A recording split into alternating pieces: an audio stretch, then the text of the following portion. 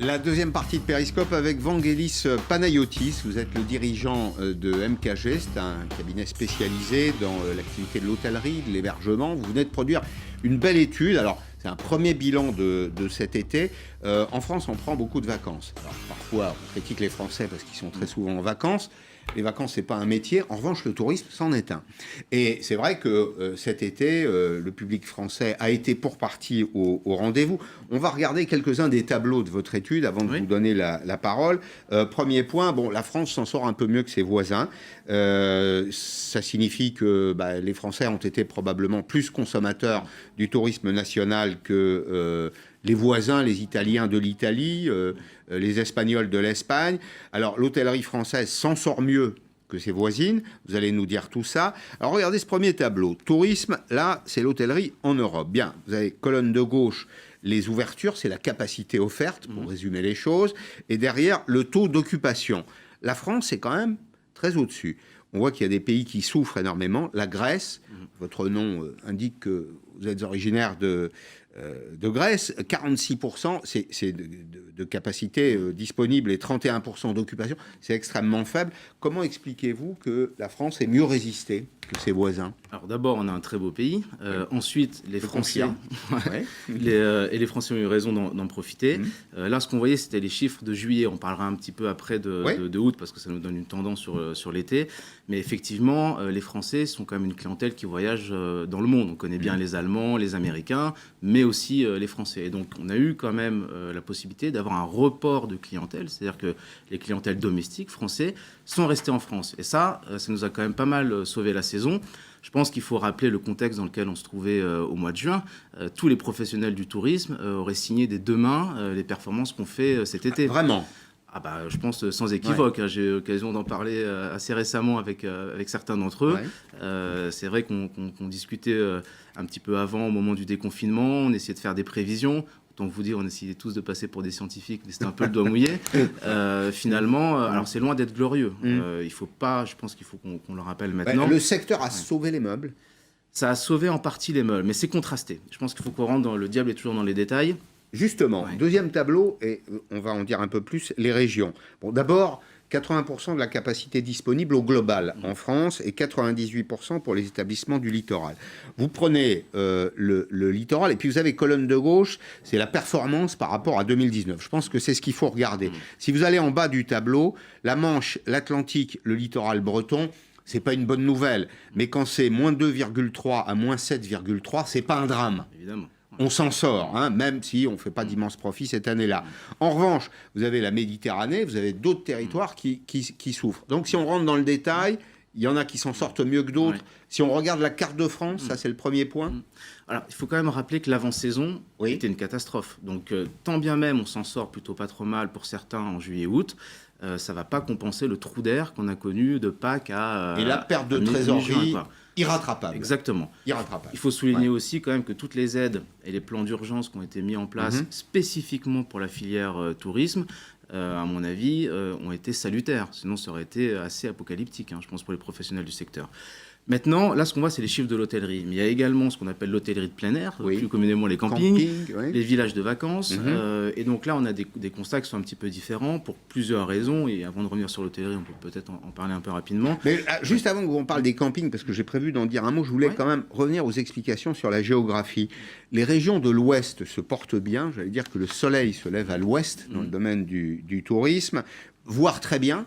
La Manche, la façade atlantique. En revanche, la Méditerranée est en recul. Alors, comment vous l'expliquez, vous? C'est le temps, c'est-à-dire on sait qu'il fait un peu plus frais sur les côtes de l'Ouest, les côtes atlantiques, sur la mer, sur la Manche. Il y a plusieurs effets. Il y a aussi un effet psychologique. Les espaces. Oui, et les gens aussi ont quand même cette image de la Côte d'Azur remplie l'été. Donc, quand on cherche à éviter un petit peu la cohue, le monde, la distanciation sociale qu'on nous a soufflé dans les oreilles pendant des mois, on a cherché à éviter ça. Et également, la clientèle internationale s'exprime beaucoup sur la Côte d'Azur. PACA et Paris, ce sont les deux destinations pour les internationaux. Donc, vous avez aussi cette clientèle qu'on voit sur les yachts ou dans les palaces sur la Côte d'Azur, qui clairement, venant du Moyen-Orient, de l'Asie ou des États-Unis, n'ont pas été là cette année. Ou de Russie. Ou de Russie aussi. Ouais.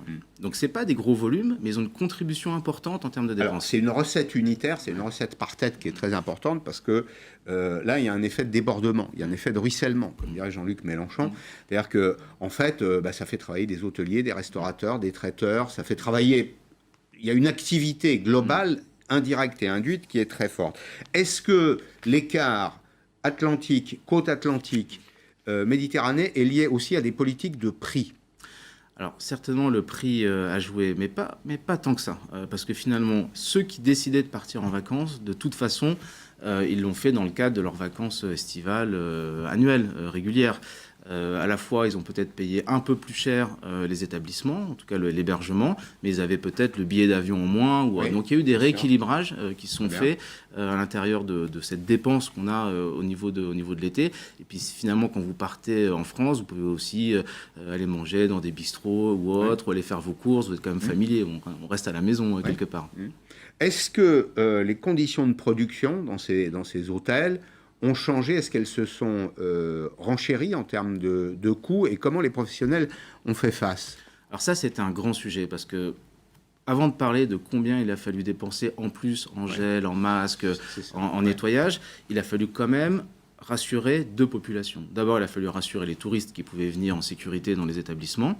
C'était un premier sujet. Et le deuxième sujet, il a fallu aussi rassurer les collaborateurs, parce qu'on est quand même dans une industrie qui est extrêmement consommatrice de main-d'œuvre. Et c'est en ça qu'elle est aussi importante économiquement. C'est une industrie du contact. Exactement. Le contact, c'était par définition la zone dangereuse. Et le sourire. Le sourire. C'est tout le problème du masque. Ça empêche un peu ce côté empathie. Le sourire avec les yeux, c'est ce qu'on est en train de découvrir. Oui, mais c'est vrai que l'interaction complète est intéressante.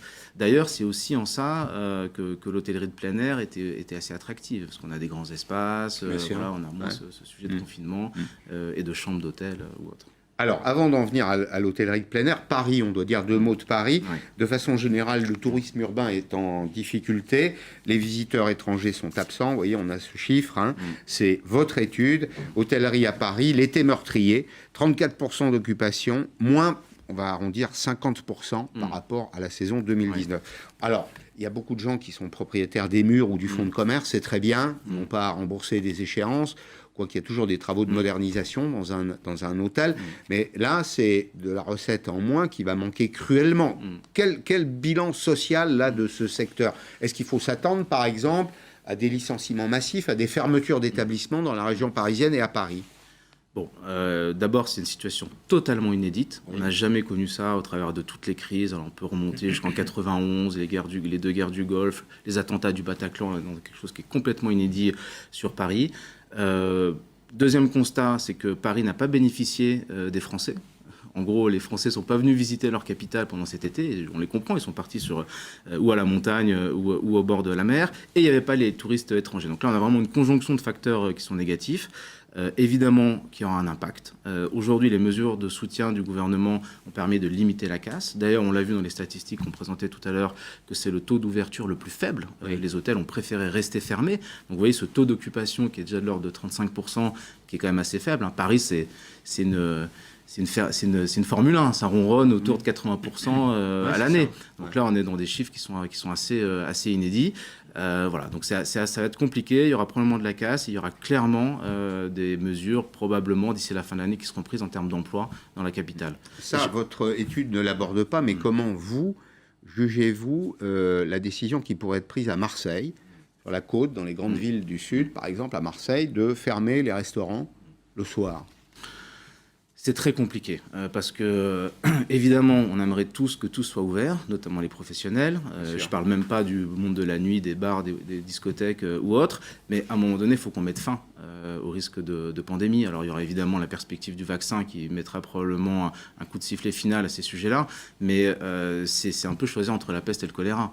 Avoir un impact économique maintenant et peut-être sauvegarder à moyen terme l'activité, ou avoir durablement des situations de confinement, des situations de restriction, c'est difficile. Aujourd'hui, je pense que personne n'a réellement la réponse, mais clairement, chaque mesure qui sont prises ont un impact économique directement sur l'ensemble des commerçants. Est-ce que la France a souffert de son image sanitaire? Vous avez vu que les Allemands viennent de publier un communiqué considérant que la région Île-de-France et la région PACA, c'est ça, sont des régions à risque. Oui. Bon, après, il vaut mieux le faire au 25 août qu'au 1er juillet. D'accord. Évidemment, c'est ce que j'allais vous dire, c'est plutôt une bonne chose. Je leur laisse le choix des mots. On a eu un petit peu avant les Anglais, également les Britanniques, qui ont dit, qui ont sifflé à la fin de la récré pour les vacances et qui ont rapatrié un petit peu tous les Anglais. D'ailleurs, on a des indicateurs assez avancés. On voit qu'il y a un petit impact négatif quand même de ces mesures-là sur les derniers jours. C'est la vie, hein, c'est comme ça. Il faudra faire avec. Et puis aujourd'hui, en Europe, on a un phénomène de réciprocité dans les mesures qu'on prend. Bon, je ne pense pas que ça honore fondamentalement l'Europe. Est-ce que l'hôtellerie de luxe, qui est une des spécialités françaises, parisiennes, des hôtels de luxe à Paris, mais il y en a aussi dans les grandes métropoles, y compris sur les territoires touristiques, est-ce que c'est une hôtellerie qui est très exposée et menacée? Alors, clairement, elle est importante, pourquoi? C'est pas simplement le fait que des riches aillent dépenser de l'argent dans des endroits pour les riches, c'est le fait aussi que ça crée beaucoup d'emplois. Oui, alors le luxe, c'est très particulier.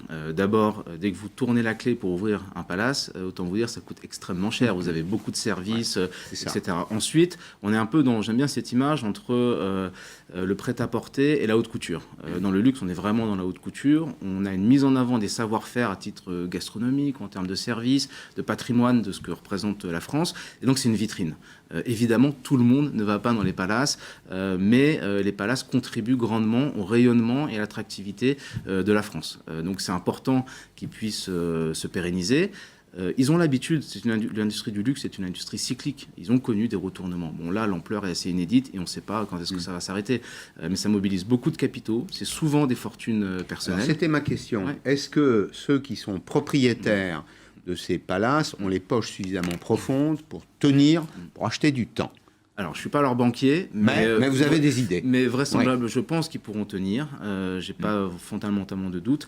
D'abord parce que eux, quand ils font ce type d'investissement, et c'est d'ailleurs pour ça qu'on ne voit pas les fonds de pension traditionnels ou plus spéculatifs qui vont sur cette classe d'actifs. C'est de l'achat statutaire. Oui, mais c'est du patrimoine très long terme. On sait que sur 20 ans, on va sécuriser son patrimoine. On ne cherche pas la volatilité.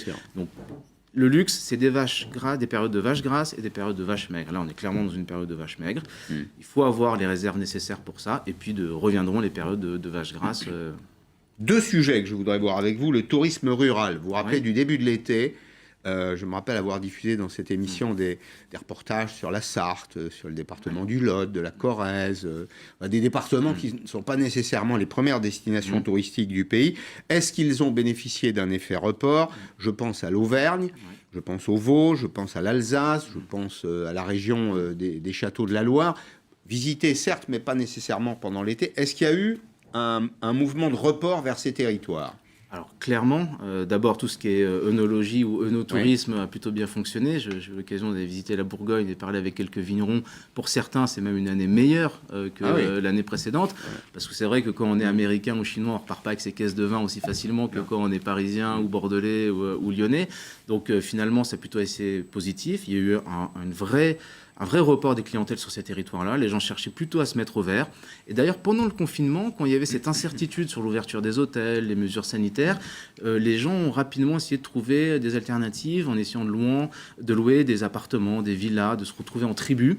Et donc ça a plutôt été très positif pour le milieu rural. On ne mesure pas toujours à quel point nous avons un joli pays. J'ai traversé à titre personnel l'Auvergne, que je connais depuis très longtemps. Pendant cet été, les Vosges, ce sont des régions formidables. Il y a de vrais produits touristiques, il y a des curiosités, il y a du patrimoine, il y a de l'histoire, il y a des gens souvent très bienveillants qui vous accueillent très bien. Est-ce que cette tendance-là, selon vous, elle est durable ? Oui, je pense qu'elle sera durable. Et en réalité, ce qui est intéressant avec cette crise du Covid, alors beaucoup parlent du monde d'après, j'en sais rien, on le verra assez rapidement, mais finalement, je crois que fondamentalement, ce qu'il a fait, c'est qu'il a accéléré l'effet SOFEB qui était déjà là. Donc ce retour à l'authenticité, au local, à donner vraiment du sens au temps qu'on va donner à ces voyages pour s'enrichir soi-même. Et on s'enrichit au contact des autres, on s'enrichit au contact de terroirs, de savoirs ou autres. Je pense que les gens y apportent une importance grandissante et peut-être on vient de vivre un virage et il y aura probablement une accélération dans cette tendance. Quels sont les types d'hébergements, puisque vous le disiez tout à l'heure, quels sont les types d'hébergements qui bénéficient de la crise? Camping, caravaning, mobil-home. Mobil-home, vous avez des choses comme Center Park par exemple, ou autre, parce que c'est vrai que c'est la période de la famille. Les bateaux, les croisières fluviales. On a quelques chiffres sur le sujet. Regardez, les bateaux plus 25%, les camping-cars plus 60%. Ouais. Ça aussi, c'est durable selon vous? Alors, ça, c'est assez intéressant. Généralement, c'est plutôt jugé comme étant un peu de la niche. Hein. C'est pas tout le monde qui prend, effectivement, qui va faire du tourisme fluvial, qui va louer un bateau en famille ou qui va faire du camping-car. On a vu clairement le regain d'options alternatives aux vacances classiques et traditionnelles. On parle du glamping, c'est des espèces de camping glamour ou perché dans les arbres ou autres. Donc c'est vrai que toutes ces alternatives-là ont vraiment eu le vent en poupe pendant cet été. Les gens ont cherché de vraies alternatives à leurs habitudes de consommation de services. Mais quelle est l'empreinte économique de ce tourisme? Est-ce qu'il séquestre, si je puis dire, de la valeur dans les territoires? Est-ce qu'il produit autant de revenus qu'un hôtel-restaurant? Il faut rappeler quand même que 8% du PIB, c'est l'activité touristique en France. Elle est extrêmement importante pour nous. Évidemment, on n'est pas la Grèce, on n'est pas d'autres pays comme ça où c'est plus important. On est quand même un pays du G7 et donc ça reste quand même extrêmement significatif. Souvent, et c'était Montebourg qui le disait, on ne peut pas délocaliser le tourisme. Là, il faut être un tout petit peu technique. On ne va pas délocaliser le Mont-Saint-Michel, la Tour Eiffel ou les gorges du Vercors, mais on va délocaliser la valeur ajoutée. C'est-à-dire quand vous réservez par l'intermédiaire d'intermédiaires américains ou chinois ou autres, vous avez un taux de commission qui est prélevé sur votre dépense en réalité et qui ne va pas au territoire. Sur le tissu local. Il n'y a pas cette irrigation économique qu'on souhaite avoir. Là, cet été, les gens ont été plutôt en direct, ont plutôt utilisé des circuits alternatifs. Et donc, je pense que on a zappé les parasites. On va dire les choses comme ça. Les intermédiaires. Les intermédiaires. Politiquement correct. Parce que certains sont des parasites malgré tout. Vous avez des grands sites quand même qui prennent 25% simplement pour offrir une plateforme. Est-ce que les grands voyages, les voyages au long cours, de l'autre côté du monde, ce tourisme-là qui s'était beaucoup développé, est-ce que c'est fini ? Alors moi j'ai une conviction personnelle, c'est si la crise dure très longtemps, je pense qu'elle changera durablement des habitudes. Si finalement elle ne dure pas si longtemps que ça, toutes choses propos très relatifs, les gens risquent de rapidement revenir à leurs habitudes, on risque rapidement de revoir des avions partir en Thaïlande, pas que ce soit pas beau, mais cette massification du tourisme risque de reprendre un petit peu ses droits, le long courrier avec, etc. Donc je pense qu'il est un petit peu trop tôt pour avoir une certitude là-dessus. Je vais dire juste un mot du tourisme d'affaires, essentiel. Moins de visiteurs peut-être en quantité, mais plus en valeur. Le tourisme d'affaires, ça fait vivre une grande partie de l'hôtellerie entre le mois de septembre et le mois de juin de l'année suivante. Ça a permis de désaisonnaliser cette activité qui était très saisonnalisée. Séminaires, congrès, incentives, récompenses, etc. On joue gros quand même là-dessus en un mot. Évidemment, vous savez que du lundi au vendredi, les voyageurs qui se déplacent, c'est pas des touristes. Ce sont des gens qui vont voir leur société, voir des clients, assister à des conventions, des séminaires. C'est ça la puissance industrielle du tourisme en France. Et c'est le grand point d'interrogation pour cette rentrée. Je pense que l'État devra soutenir la filière davantage après avoir sauvé la partie villégiature et agrément de cet été. Merci beaucoup d'être venu aujourd'hui dans Périscope.